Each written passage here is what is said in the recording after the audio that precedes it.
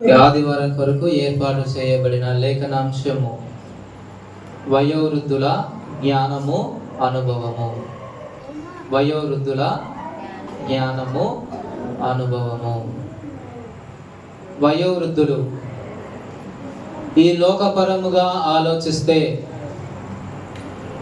Government దాంతో పనిచేసేటటువంటి ఉద్యోగులకు ఒక పరిమితి వయసు అనేటువంటిది నియమించి ఉంటారు.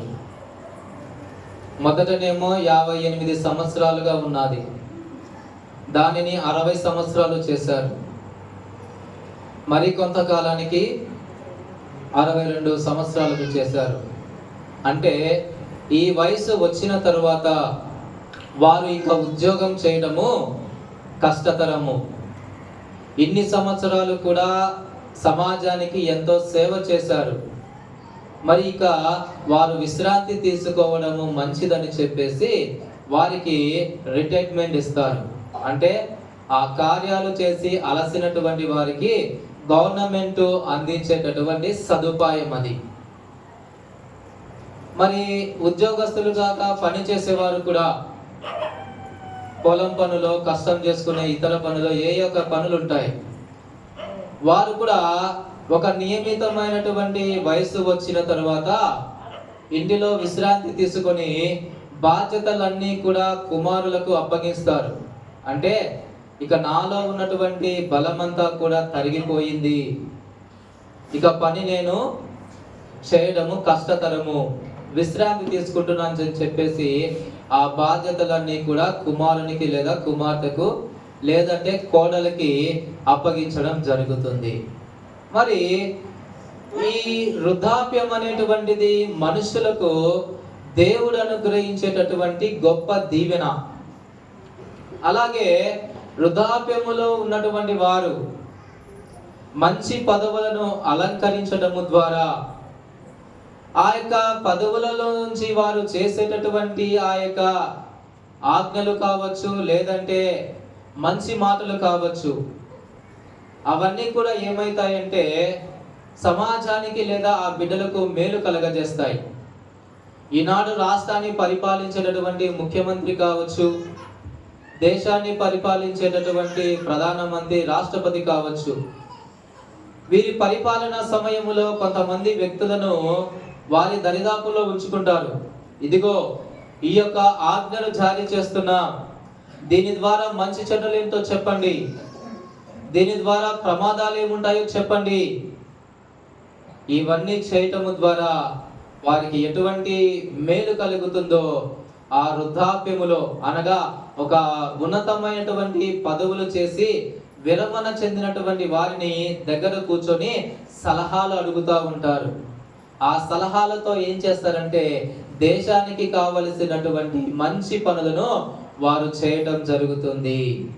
మరి వృద్ధాప్యంలో ఉన్నటువంటి మన తల్లిదండ్రులు కావచ్చు, పెద్దలు కావచ్చు, కొత్తగా వివాహమైనటువంటి వారికి ప్రారంభములో అనేకమైనటువంటి గొడవలు వస్తాయి. అప్పుడు వారి పక్కన ఉన్నటువంటి తల్లిదండ్రులు, పెద్దలు ఏం చెప్తారంటే నచ్చజెప్పుతారు. ఇట్లానే ఉంటుందమ్మా, సర్ది చేసుకోవాలా, ఓపిక పట్టాలా, నేను కూడా ఇట్లాంటివన్నీ కూడా అనుభవించాను అని వారికి నయానో భయానో కొన్ని మాటలు చెప్పి వారి యొక్క వివాహ బంధాన్ని ముందుకు నడిపించడం జరుగుతుంది. పనులలో కూడా ఇదే రకమైనటువంటి విషయం. ఈ సేవను నేను ప్రారంభములో చేసేటప్పుడు ఒక పెద్ద ఆయన దగ్గర నన్ను ట్రైనింగ్ వేశారు. ఆయన ఎవరో కాదు, ఈ సంఘానికి పునాదేసిన వ్యక్తి. ఎవరో తెలుసా? ఎన్వైడి ప్రసాద్ బాబు గారు, నానుమానుపల్లె, ఇక్కడే ఉంటారు. ఇప్పుడు రిటైర్ అయ్యేసి మైదుకూరులో ఉన్నారు. ఆయన ప్రొద్దుటూరు టౌన్ చర్చిలో పనిచేసేటప్పుడు నన్ను అతని దగ్గర పని చేయించుకో అని చెప్పేసి నన్ను అతని దగ్గరికి పంపించారు. ప్రతిరోజు ఉదయాన్నే వెళ్తాను, బాబు గారి దగ్గర కూర్చునేటప్పుడు చెప్తా ఉంటారు తాను సేవకు ఎలా వచ్చారో, ఎటువంటి శ్రమలను ఎదుర్కొన్నారో, ఏవేవి పనులు వచ్చేటప్పుడు ఎలా చేశారు అన్నీ కూడా చెప్పేవాళ్ళు. ఒక చమత్కారములో, నవ్వు రూపంలో అవన్నీ నేను బాగా వినేటోని. ఆనాడు వారు ఆ యొక్క మంచి విషయాలు నాకు తెలియచేశారు కాబట్టే ఈనాడు సంఘాలలో నిలబడి మంచిగా వాక్యాన్ని చెప్తా ఉన్నా. అంటే వారు చెప్పేటటువంటి ఆ విషయాలు ఏమవుతాయంటే సేవలో మనకు ఎన్నో విలువలు నేర్పిస్తాయి. ఇలాగే ఒకసారి నేను పనిచేస్తున్నటువంటి ఆ కర్ణాటక బార్డర్లో ఆదోన్లో దిగేసి నేను అటువైపు వెళ్ళాలా. ప్రొద్దుటూరు నుంచి వెళ్తా కాబట్టి అలసిపోయి ఉంటా. ఆ ఆదోని టౌన్ చర్చిలో ఒకసారి కూర్చొని కొద్దిసేపు టీ తాగి ఇంకా అక్కడ నుంచి నిదానంగా పైన మీద అక్కడ ఉన్నటువంటి సెక్షన్ కొద్దిగా వచ్చినప్పుడల్లా మాట్లాడుతూ ఉంటాడు. ఆ చర్చిలో పనిచేసేటటువంటి వ్యక్తి నాకన్నా చిన్నోడే, కాకపోతే కొద్దిగా అతనికి ఆ చర్చిలో పనిచేసే అవకాశం వచ్చింది. మాట్లాడుతూ ఉన్నప్పుడు అతను నచ్చి అన్నాడు, ఏమయ్యా మా వాడు ఎట్లా పని చేస్తున్నాడు ఏమి అన్నా. ఆ సెక్షన్ ఒక మాట అన్నాడు, బాబు పిల్ల చేష్టలు ఎక్కువ ఉన్నాయి బాబు అన్నారు. ఒక 30 ఏళ్ళు లేదా 25 ఏళ్ళు ఉండొచ్చు. అంటే ఆ యవ్వన ప్రాయంలో ఉన్నటువంటి వ్యక్తి ఎట్లా ఉంటాడో మీరే ఊహించుకోవచ్చు. ఎంత సేవకు వచ్చినా కానీ అనువుగా ఉండడం అనేటువంటిది చాలా కష్టం.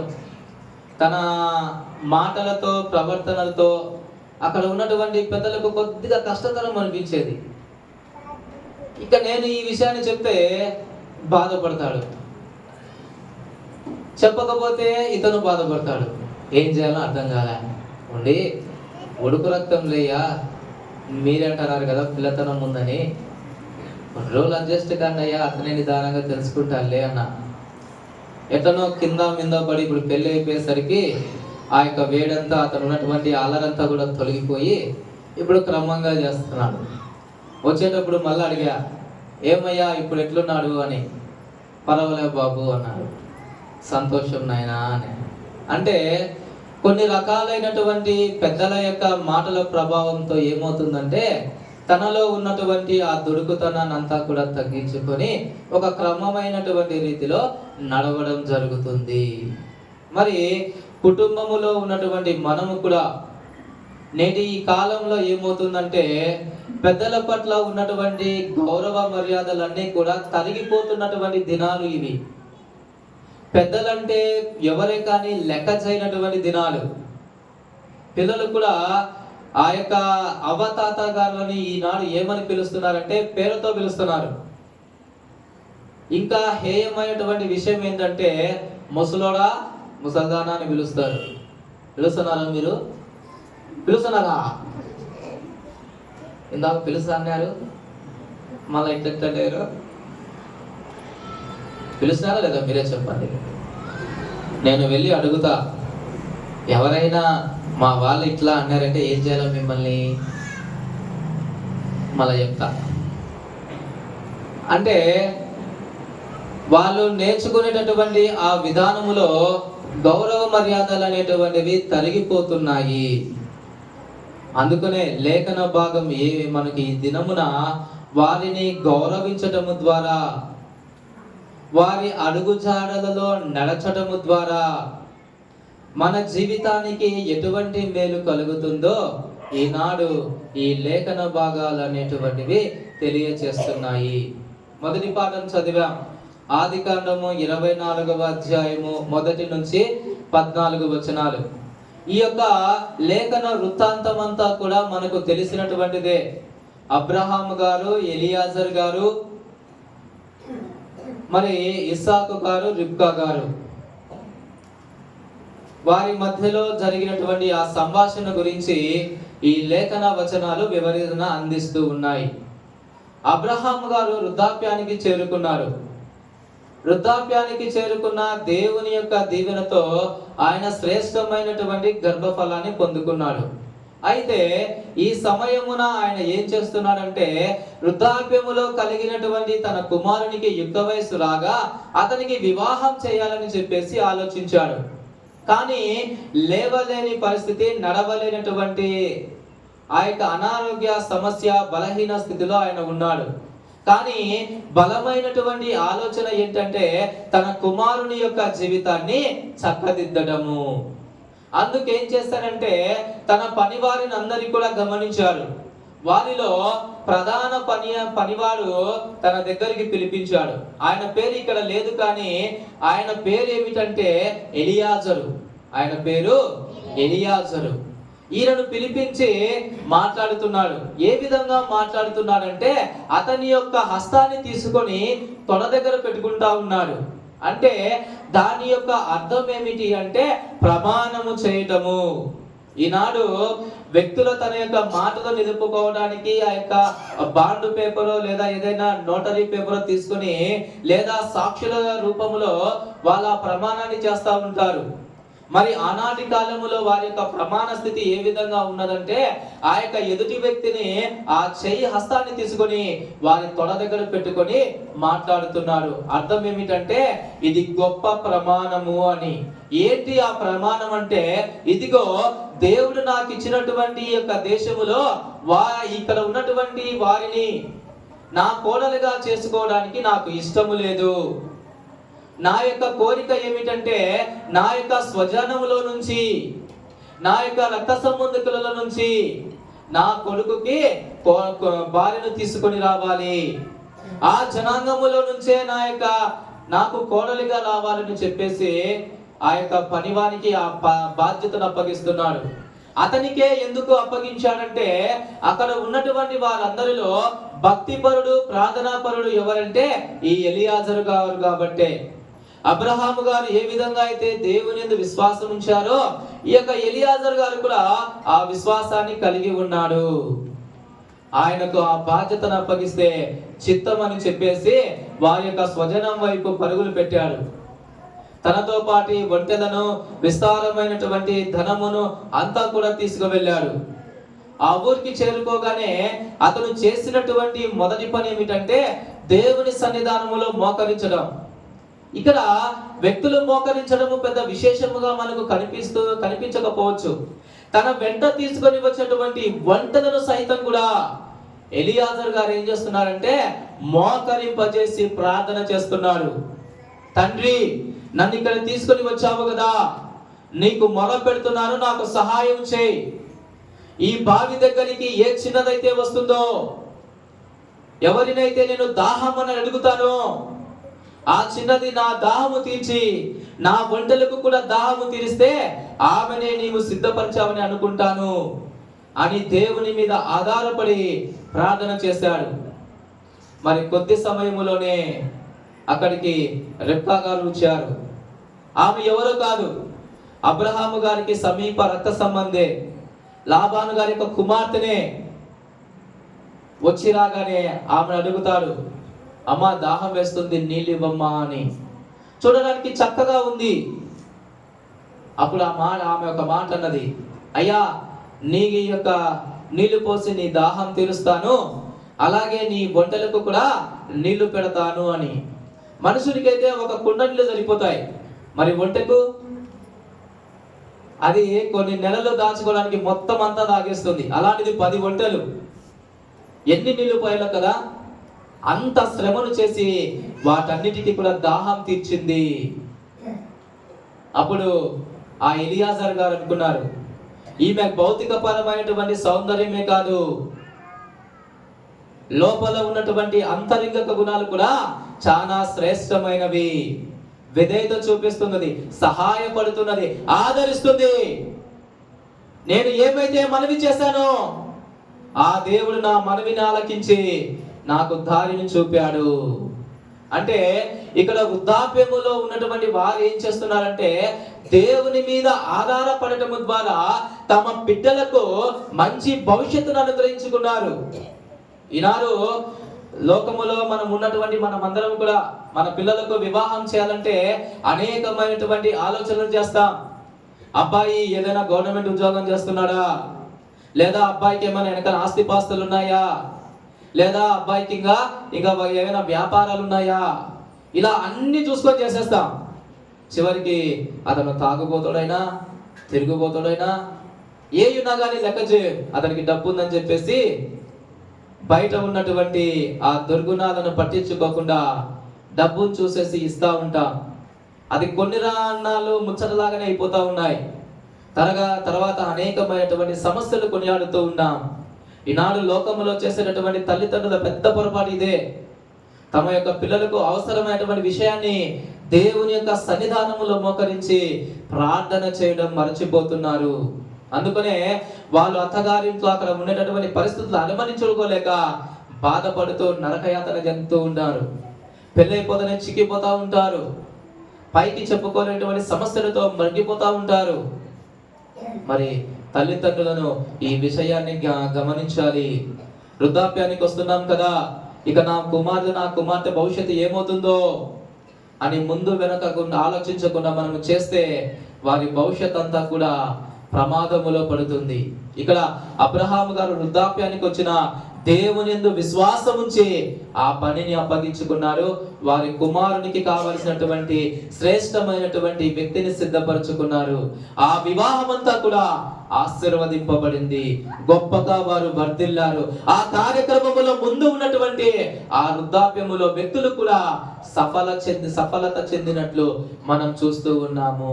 మరి ఈనాడు మనము కూడా మన యొక్క బిడ్డల జీవితాలకు మంచి జరగాలంటే ముందు దేవుని యందు విశ్వాసం ఉంచాలి.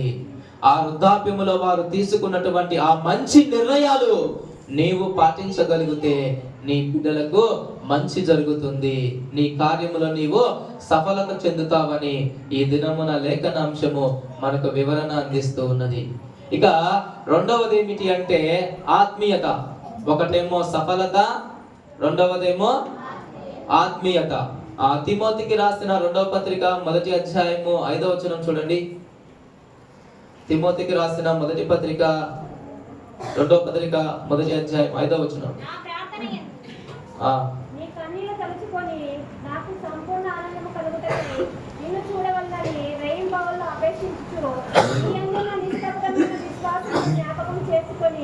నా పితరాచార ప్రకారము నిర్మలమైన మనస్సాక్షితో నేను సేవించుచున్న దేవుని ఎడల కృతజ్ఞుడనై ఉన్నాను. ఆ విశ్వాసము మొదట మీ అవ్వైన లోయలోను నీ తల్లి అయిన యునికేలోను వసించెను. చాలండి. ఇక్కడ నలుగురు వ్యక్తులు మనకు కనిపిస్తా ఉన్నారు. పాత నిబంధన గ్రంథం మొదటి పాఠంలోనేమో అబ్రహాము గారు, ఎలియాజర్ గారు, వారి ఆ కార్యములో ముఖ్యమైనటువంటి ఇస్సాకు గారు, రిబ్కా గారు. మరి ఇక్కడ ఎవరు కనిపిస్తున్నారంటే అపోస్తలుడైనటువంటి పౌలు గారు, తన దగ్గర సేవను నేర్చుకున్నటువంటి తిమోతి గారు, మరి ఇంకా ఇద్దరు యునికే, లోయి గారు. నలుగురు మధ్య యొక్క సంభాషణ. ఇక్కడ చూస్తే ఆత్మీయముగా బలపడటం గురించి తెలియచేస్తున్నాడు. అపోస్తలుడైనటువంటి పౌలు గారికి ఆత్మీయమైనటువంటి పుత్రుడు ఎవరంటే తిమోతి గారే. ఆ తిమోతి గారు పౌలు గారి దగ్గర అనేకమైనటువంటి విషయాలు నేర్చుకున్నారు. అందుకనే ఆయన చెరసాలలో ఉన్నప్పుడు ఈ పత్రికను రాస్తూ తిమోతి గారికి కొన్ని రకమైనటువంటి హెచ్చరికలు చేస్తా ఉన్నారు. కారణం ఏంటంటే ఆ తిమోతి గారు యవన ప్రాయంలోని ఎఫెసీ సంఘములో పరిచర్య చేస్తుంటే అనేకమైనటువంటి సమస్యలు వస్తాయి. అయితే చక్కగా పరిపాలిస్తున్నటువంటి తిమోతిని ఉద్దేశించి ఆయన ఇంకా జాగ్రత్తగా ఉండమని ఈ లేఖన మాటల ద్వారా హెచ్చరిస్తా ఉన్నాడు. ఇక్కడ తెలుసుకోదగ్గ విషయం ఏమిటంటే వారి యొక్క అవ్వ ఎవరు అంటే లోయి గారు. లోయి గారు ఏంటంటే మొదటగా దేవుని యందు విశ్వాసాన్ని కలిగినటువంటి వ్యక్తి. ఆ విశ్వాసంతో ఆ బిడ్డ ఏం చేస్తుందంటే తన కుమార్తె యునికే గారికి క్రమశిక్షణ నేర్పించింది. ఆమె తన కుమారుడైనటువంటి తిమోతి గారికి నేర్పించింది. ఆ విశ్వాసంతో వారు ఎలాగా అభివృద్ధి చెందారో ఆ విషయాలన్నీ కూడా పౌలు గారు జ్ఞాపకం చేసుకుంటూ ఉన్నారు. నీ విశ్వాసము శ్రేష్టమైనది, మంచి కార్యము అని చెప్పేసి ఆయనని హెచ్చరిస్తున్నాడు. క్రీస్తు యేసు ద్వారా ఏ విధముగా బలవంతుడయ్యాడో, ఎన్ని హింసలు అనుభవించిన సేవను కొనసాగించాడో అలాగే నీవు కూడా కొనసాగించాలని ఆయనను హెచ్చరిస్తూ ముందుకు బలపరచడం జరిగింది. ఆ మాటల ద్వారా తిమోతి గారిలో ఉన్నటువంటి ఆత్మీయత ఇంకా బలపడి ఇంకా మంచి సేవను చేయడం జరిగింది. ఇక్కడ మనం ఏం చేయాలంటే మన యొక్క పెద్దలు మనకు ఏవైతే మాటలు అందిస్తారో అవి మనము గమనించాలి. అవి గమనించకుండా మనము లెక్క చేయకుండా వదిలిపెట్టేస్తే అది మన జీవితాలకే శాపాన్ని తెచ్చుకుంటూ ఉంటుంది. ఈనాడు మన వృద్ధాప్యంలో ఉన్నటువంటి తల్లిదండ్రులు కావచ్చు, లేదా మన రక్త సంబంధికులు కావచ్చు, మనతో అప్పుడప్పుడు కూర్చొని మాట్లాడుతూ ఉంటారు. వీరి మాటలు ఏంటే నేను వినేది అనుకోవచ్చు. చాలా మంది యువకులు వాళ్ళు ఏదైనా చెప్తా ఉంటే ఏది పోయేతో ఒప్పు అంటారు.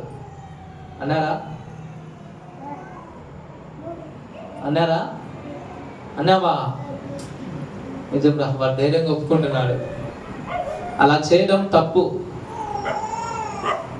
ఒక్కొక్కసారి వాళ్ళు ఏం చేస్తారంటే వాళ్ళ దగ్గర దాచుకున్నటువంటి సొమ్మును, అది 10 రూపాయలు కావచ్చు, 100 రూపాయలు కావచ్చు, వాళ్ళకి శరీరంలో అనేకమైనటువంటి నొప్పులు ఉంటాయి, ఇబ్బందులు ఉంటాయి. కానీ మనవడు మనవరాలు కొద్దిగా సంతోషంగా ఉండాలని ఇదిగో కొనుక్కోనాయన అని చెప్పేసి ఇస్తారు. మావ ఇప్పటికి కూడా బయట కూర్చొని ఉంటే మెల్లగా వచ్చి నా దగ్గర కూర్చుంటారు. అది ఇది కావాలంటే సరే తెచ్చిస్తా అంట. అంత అయిపోయినాక ఇదిగో ఈ 100 రూపాయలు పెట్టుకోని చేతిలో పెట్టారు. ఎంత ఇచ్చినావా అంటే 1000 అంటారు. ఇచ్చినావా సరే చూడంట. చూస్తాను. అరే 100 నేనే 1000 అన్నావు కదా సరే అని చెప్పి తీసుకుంటా.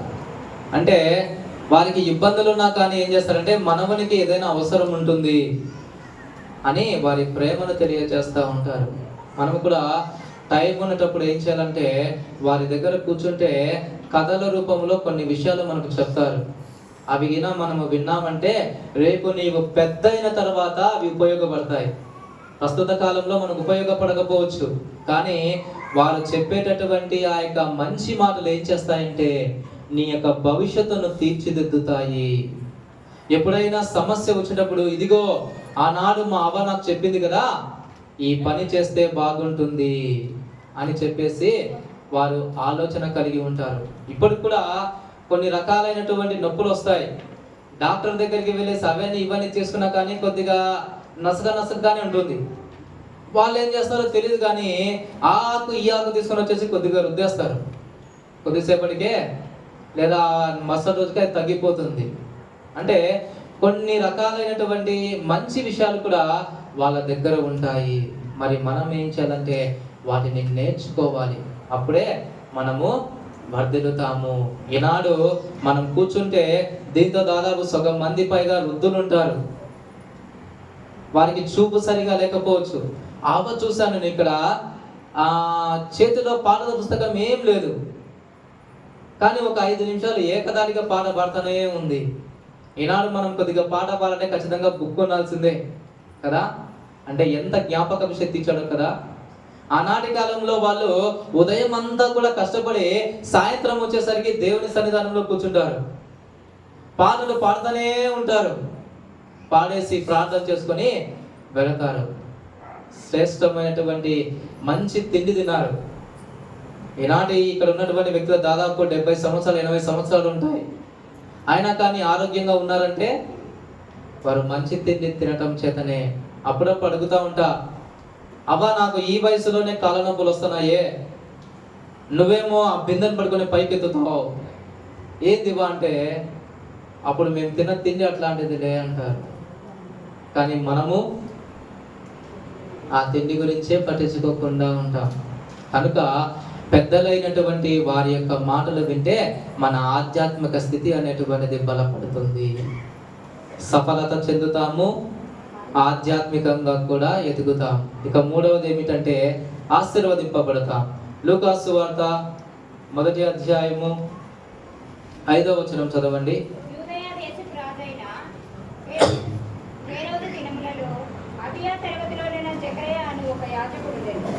అతని భార్య అహరోను కుమార్తెలలో ఒకటి, ఆమె పేరు ఎలిజబెత్. వీరిద్దరే ప్రభు యొక్క సకలమైన ఆజ్ఞల చొప్పునను న్యాయ విధుల చొప్పునను నిరపరాధులుగా నడుచుకొనుచు దేవుని దృష్టికి నీతిమంతులై ఉండేది. ఎలిజబెత్ గొడ్రాలైనందున వారికి పిల్లలు లేకపోయి, మరియు వారిద్దరు బహుకాలము గడిచిన వృద్ధులు. జకర్యా, ఎలిజబెత్ గారు వీళ్ళు అహరోను జాతికి చెందినటువంటి వంశస్థులు. అంటే యాజక వృత్తిని, ఈ పాస్టర్ వృత్తిని వాళ్ళు చేసేటటువంటి వారు. మరి వృద్ధాప్యం వచ్చేంత వరకు కూడా వారికి ఏంటంటే పిల్లలు అనేటువంటి వారు లేరు. అయితే కొన్ని సంవత్సరాల తర్వాత వారికి దేవుని మీద లేదంటే వారు చేస్తున్నటువంటి ఆ పని మీద విరక్తి చెందేసి మానుకొని వెళ్ళొచ్చు. కానీ వృద్ధాప్యం వరకు కూడా వాళ్ళు ఏం చేస్తున్నారంటే వారికి ఏదైతే పనిని అప్పగించారో ఆ పనిని కొనసాగించడం అనేటువంటిది మనం చూస్తూ ఉన్నాము.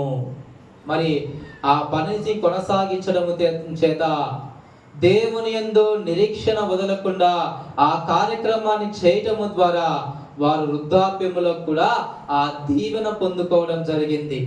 ఒక శ్రేష్టమైనటువంటి కారణ జన్మునికి వారు తల్లిదండ్రులయ్యారు. అనేక మంది అతని ద్వారా రక్షణ పొందినట్లు మనం చూస్తూ ఉన్నాము. మరి మనము కూడా ఇక్కడ ఏం నేర్చుకోవాలంటే వృద్ధాప్యం వచ్చేంత వరకు కూడా వారు చెరగని నమ్మకముతో దేవుని యందు నిలిచి ఉన్నారు. మరి ఈ కాలంలో మనం ఏంటంటే 1-2 సంవత్సరాలు దేవునికి క్రమంగా దేవుని యొక్క సన్నిధానానికి వస్తే నాకు ఉద్యోగం రావాలి, లేదా నెలపాటు నేను చర్చికి వస్తాను నాకు పెళ్లి కావాలి, లేదా ఇంకో ఏదో రకమైనటువంటి తీర్మానం చేసుకుంటారు. 40 రోజులలో ఉపవాసం ఉండటము, లేదా దాన ధర్మాలు చేయటము, ఇంకా ఏదేదో చేస్తూ ఉంటారు. అవన్నీ చేయడం ద్వారా నాకు ఈ కోరిక తీరాలని చెప్పేసి చేస్తారు. ఇదేమన్నా వ్యాపారమా? నెల రోజులు, 30 రోజులు, వారం రోజులు ఈ పనులు చేస్తే మనము అటువంటి పనులు కాదు. దేవుని యందు విశ్వాసంతో ఉండాలి, నమ్మకంతో ఉండాలి. అప్పుడు దేవుడు ఏం చేస్తాడంటే మనకు కావాల్సినటువంటి దేవుని అనుగ్రహిస్తాడు. దేవుడు అనుగ్రహించేటటువంటిది మన జీవితంలో స్థిరముగా నిలిచిపోతుంది, మన జీవితము వర్ధిల్లుతుంది. అలా దేవుని యొక్క నియమము కాకుండా చేస్తే అది మన జీవితానికి ప్రమాదాన్ని తెచ్చే విధముగా ఉంటుంది. మరి ఆ విషయాన్ని గమనించాల. మరి దినములు గడుస్తున్నా లేట్ అయినా దేవుడు ఏం చేస్తారంటే మనకు శ్రేష్టమైనటువంటి ఆశీర్వాదాన్ని అనుగ్రహిస్తాడు. మరి వృద్ధాప్యములో ఉన్నటువంటి జకర్యా, ఎలిజబెత్ గారులే మనకు నిదర్శనముగా, సాక్ష్యముగా చూపిస్తున్నారు. కనుక నీవు ఈ విధమైనటువంటి నమ్మకమును కలిగి ఉంటే దేవుడు నీ జీవితాన్ని కూడా కాపాడతాడు, స్థిరపరుస్తాడు. కనుక వృద్ధాప్యములో ఉన్నటువంటి వారిని గౌరవించటము ద్వారా మన జీవితాలు సఫలత చెందుతాయి, మన జీవితాలు ఆధ్యాత్మికముగా బలపడతాయి, మన జీవితాలు ఆశీర్వదింపబడతాయి. అటువంటి ఆశీర్వాదం, కృప దేవుడు మనందరికి అనుగ్రహించునుగాక. ఆమేన్. ప్రార్థించుదుము. దయగలిగినటువంటి దేవా, మీకే వందనాలు, స్తుతులు నాయనా. ఇదిగో నా తండ్రి, ఇంతవరకు విన్న ఈ వాక్యాన్ని బట్టి